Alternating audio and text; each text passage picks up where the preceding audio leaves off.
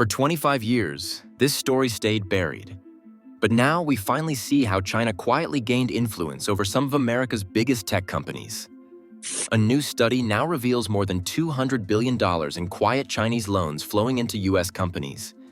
Money that moved slowly, quietly, and without the public knowing how deep the influence went. These weren't random investments. They were calculated steps that allowed China to embed itself inside America's economic structure, even touching firms connected to the CIA and FBI. While many thought China was reacting to world events, it was actually setting the tempo. From energy to manufacturing to high-tech robotics, key U.S. sectors were carrying financial ties to Beijing long before policymakers understood what was happening. That is not just smart planning. It is leverage that can be used at any moment. And in a time of global uncertainty, leverage becomes the most dangerous form of strength. So before we dive in, hit subscribe. We're about to break down how these loans worked, which sectors were hit, and why this could reshape America's future more than any election or policy ever could. Let's begin.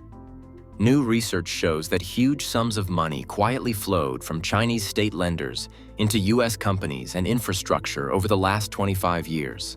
The new dataset tracks official Chinese lending from 2000 to 2023, and it uncovers more than $200 billion entering the United States, not into one sector, but into nearly 2,500 projects across almost every state.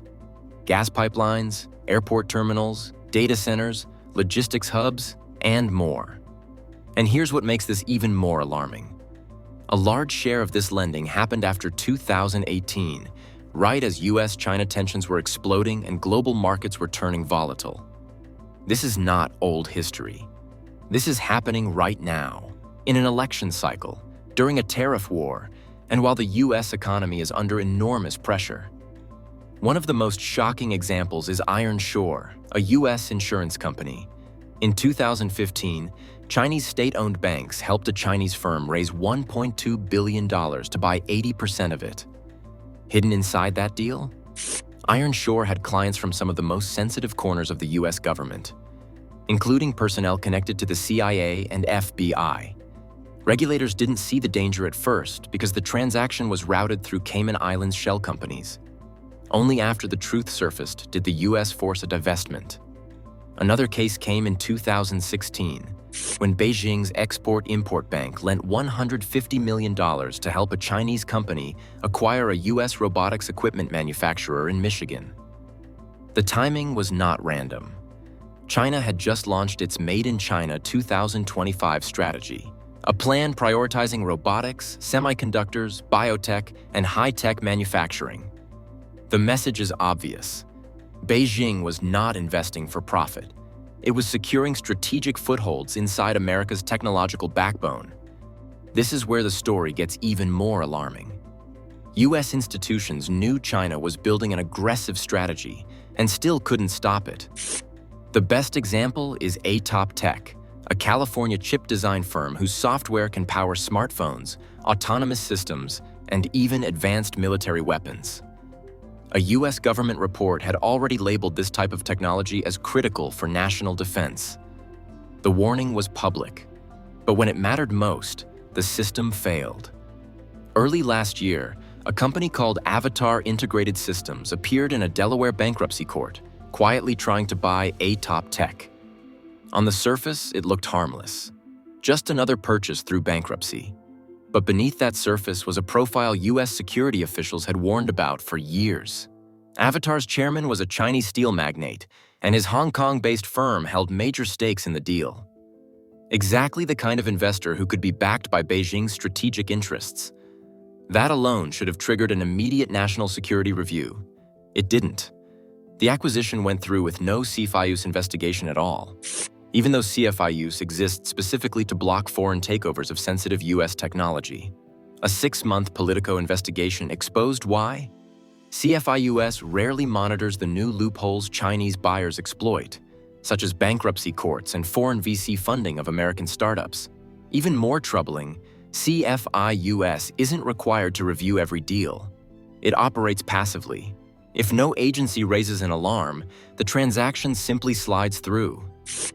And reports now show that at least 13 major US companies are already under Chinese ownership. This is what makes the situation so dangerous. America isn't dealing with old-style factory takeovers. These are digital acquisitions, software, code, data, where influence is hidden and harder to detect. The battlefield evolved, but the guardrails did not. By the time Washington spots the threat, the technology is already in foreign hands. If a case as clear as ATOP tech slipped by unnoticed, how many more are happening right now? How many have already happened? That's why Washington is now warning US companies to stay away from Chinese financing. Washington thought it was guarding the front gate, but China walked in through the back door. This isn't a few isolated business deals. It's a pattern. The use of shell companies in places like the Cayman Islands, Bermuda, and Delaware mask the true origin of funds. These financial structures allowed state-backed Chinese banks to embed themselves deep into critical US industries while keeping their hand hidden. Out of all these companies, 10 have been identified as being overexposed to China, meaning they cannot survive without China. This makes it even more disturbing for the US government. A new index released by the business intelligence firm Strategy Risks shows that many of the most recognizable US brands sit among the top 10 companies with high exposure to China. These are not fringe players. The list includes Apple, Disney, Tesla, and even Coca-Cola, names that shape American culture, technology, entertainment, transportation, and consumer life. When companies at this scale depend heavily on one country, the risks stretch far beyond quarterly profits. The warning here is not about market volatility. It is about strategic dependence. Many of these corporations rely on China for manufacturing, supply chains, rare minerals, consumer demand, and distribution networks. Some even depend on Chinese regulatory approval to operate inside the country at all. That means their future can be influenced by decisions made far outside US borders. With global tensions rising, the economic pressure these companies could face is no longer theoretical. It is real, and it could escalate quickly. If America's biggest companies are structurally tied to China, what happens when political friction turns into policy action? The answer is unclear, but the reliance is already built in. And the deeper we look, the more exposed the system becomes. What makes this alarming for you and everyone watching is not just the size of the money. It's that China has built a network of influence, using finance to gain leverage in America's future industries. These are not unfriendly investors. These are lenders tied to the Chinese state, placing strategic bets. If you think this is just business, think again.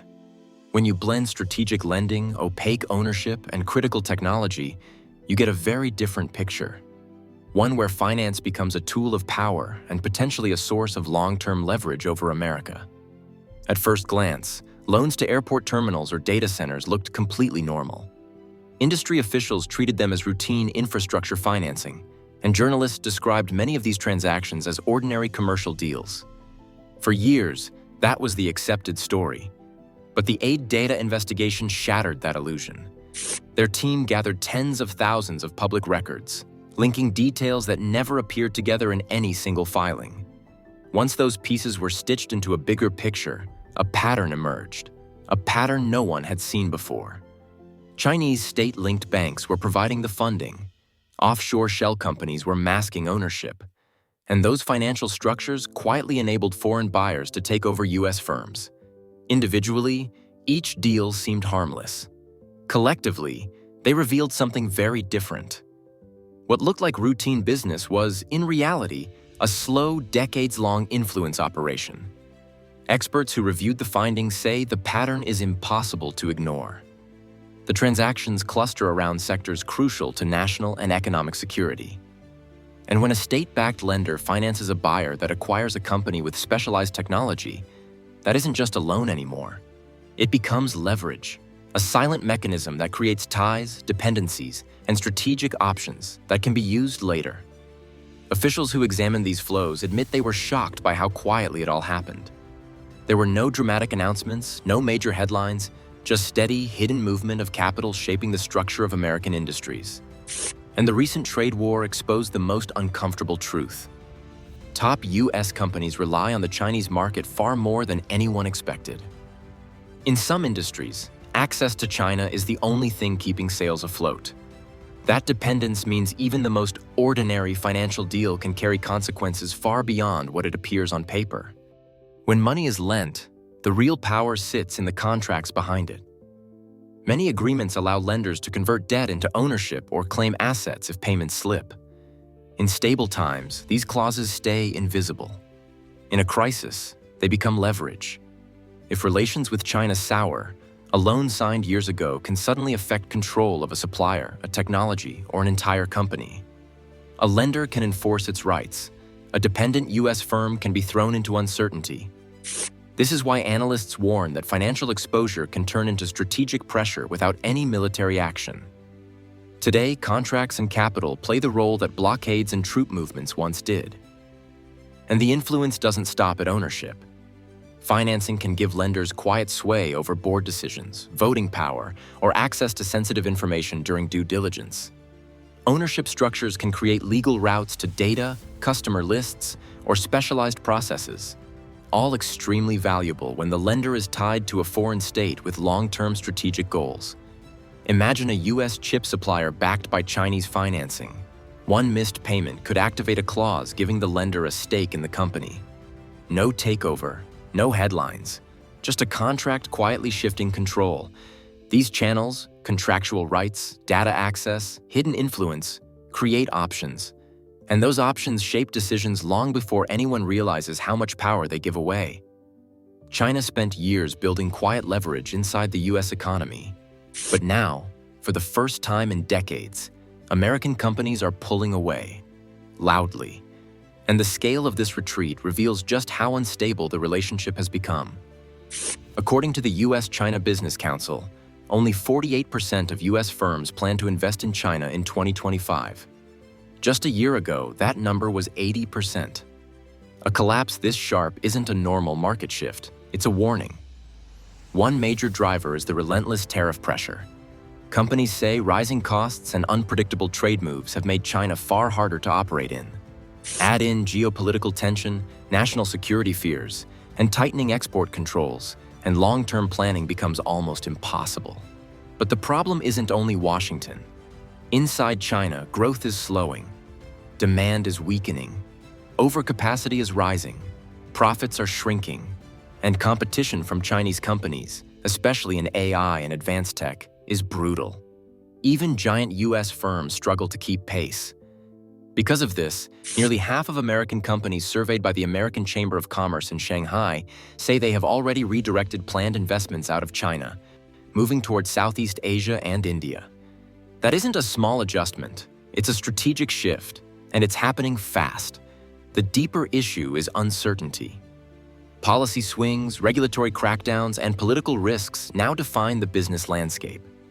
What once looked like the world's most reliable growth engine now feels like a minefield. Yet companies aren't walking away completely. Many still see China as essential to their global competitiveness, but they no longer trust the stability behind that opportunity. They're hedging, diversifying, preparing for shocks. What used to be a fortress of growth is now a gamble, and no one can guarantee how long the bet will hold. So here's the real question. If American companies are pulling back this sharply, what happens when the next crisis hits and China decides to activate the leverage it's spent years building? Share your thoughts and comments, and don't forget to subscribe. See you in the next one.